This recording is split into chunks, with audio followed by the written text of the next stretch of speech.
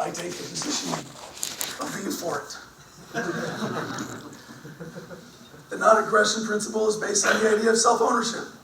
As a free, beautiful, independent human being, you own yourself. That's the reality of being an independent consciousness. You own the vessel of that consciousness. This is the foundation of ethics. The non-aggression principle states that it is unethical to violate that, to create an act of aggression that violates someone's self-ownership. To me, this is the foundation of ethics, of all principle of human interactions. If we want to induce the most happiness and satisfaction for society, it would be by allowing people to pursue their self-interest and their rights as self-owning individuals. Anything contrary to this is some form of slavery. It might be partial, it might be subtle, but anything other than respect for the non-aggression principle is someone in some way claiming to own you, and I completely reject that.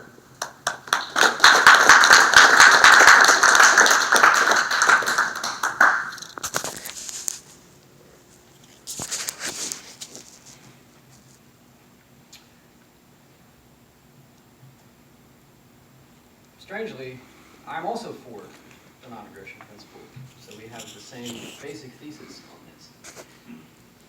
I go by Wes Benedict's characterization of it that you don't hit people and you don't take their stuff.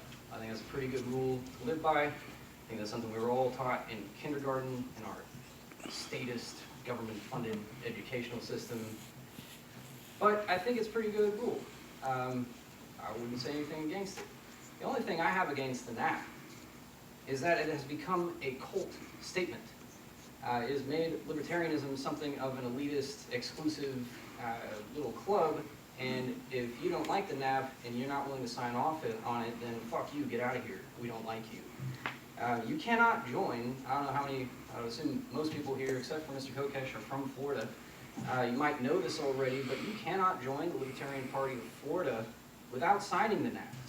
That seems a little dogmatic to me. Without affirming this dogma and swearing to it as holy writ, you cannot join our party.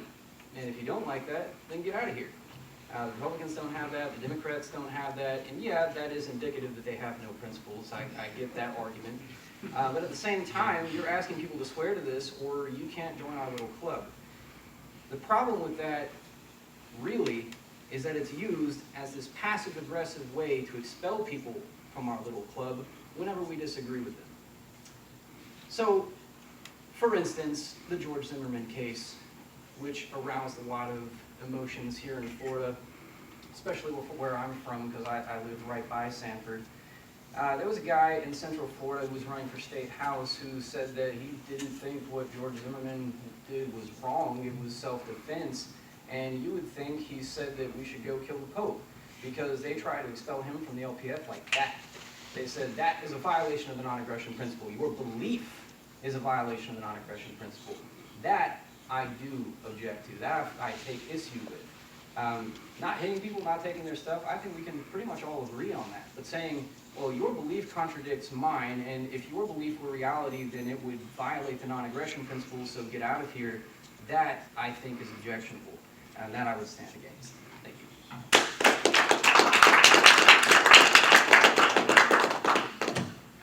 Well, Augustus, I'm with you on this. I believe in making libertarianism as big tent as possible. I want it to be inclusive. I don't want there to be any kind of reasons to reject people from participation based on any particular fine disagreements in, say, the application of the non-aggression principle. And if you say that you endorse it, Augustus, I would simply try to point out all the ways in which your positions are not consistent with it. That the enforcement of any statist policy at some level requires hitting people and taking their stuff. There's really no way around it. You want borders? Well, what happens when someone crosses that border and says, I have a right to be here? You go and arrest them. You have to physically remove them. If they resist, you have to hit them. If you think they own their body, well, you're taking their stuff. If you're gonna fine people because of violations of your protectionist policies, you're taking their stuff. You've come up with an excuse to take their stuff. So if the non-aggression principle is elevated to a kind of cult status, yeah, it has its consequences. And it has negative consequences for the movement, because it does threaten to make us less inclusive. And I think we should encourage anyone who claims to share our principles, or singular principle, if you will, to figure out how they want to apply that as consistently as possible. But if the non-aggression principle is simply a standard of ethics, then yeah, I'm a proud cult member of the non-aggression principle. I am proud to say these are absolute ethical principles that should guide us in our lives, that already do, that already are the default. You know, you can ask a room full of statists. How many of you pointed a gun at someone to make money today? How many of you stole something? How many of you hit someone on your way to work today? Well, guess what? You're an anarchist. You didn't violate anybody's rights. You respected the non-aggression principle. This is the basic foundation of an ethical society. If that's the case, then I am proud to say that the non-aggression principle should be held in such high regard, and we should all be striving to apply it as consistently as possible.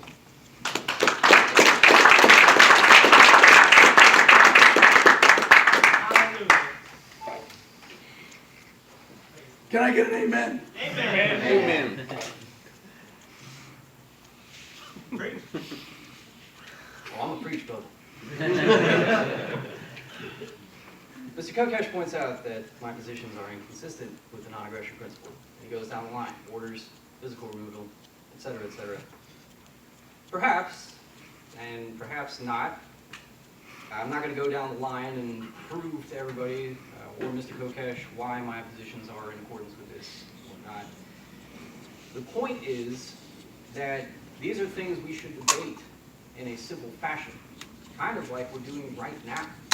If this were the way that people would debate about whether our positions are in line with the non-aggression principle, whether they're not, people would sit down and say, I disagree with you about George Zimmerman, and here's why. Then I would have no problem with its use. My problem is the way the party uses it to expel people, and like Mr. Kokesh, I'm also very big tent. I ran my whole campaign around that. But to, say that it's a cold thing and that we're going to expel people, I would disagree with that. I think this night right here, between two very much polar opposites in a lot of positions, should demonstrate to people how this sort of thing should take place. Not with expulsions and backbiting and Facebook comment wars and kicking people out of the Facebook group and Slack and all the things the Libertarian Party of Florida has done in the past year and a half. So I just like to say thank you, man. I think it's been a great time.